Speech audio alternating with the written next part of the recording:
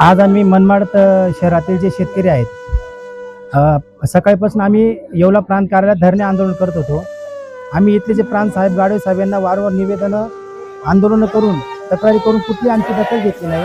आम्ही प्रांत साहेबांना सांगितले की जोपर्यंत सक्षम अधिकारी चर्चेला येत नाही तोपर्यंत आमचं आंदोलन मागे होणार नाही. परंतु प्रांत साहेब हे आडमुठेपणाचं धोरण घेऊन वारंवार आम्हाला टाळत होते. म्हणून आम्ही नाईलाजास्तव आज येवला प्रांत कार्यालय चढून शोलेस्टाईल आंदोलन केलेलं आहे. जर आम्हाला न्याय मिळाला नाही तर आम्ही मागे हटणार नाही.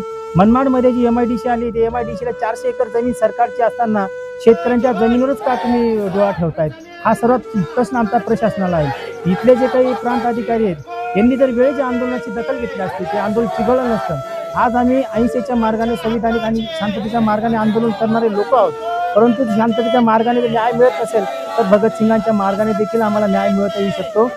परत एकदा आम्ही इथले जे प्रांत साहेब आहेत, गाडवे साहेब, आम्ही यांचा तीव्र निषेध करतो. म्हणजे विचार करा, तुम्ही अधिकारी किती मोजूर आहेत, जनतेच्या सेवेसाठी तुम्हाला इथं नेमलेलं आणि तुम्ही जर जनतेवर जर कधी दादागिरीची भाषा करत असाल ते बिलकुल सहन होणार नाही. आम्ही शेतकरी आहोत, भविष्यात आम्ही रुग्ण घेऊन तुमच्या कार्यालयात घुसल्याशिवाय राहणार. याचं तुम्ही सगळी दखल घ्यावी आमची.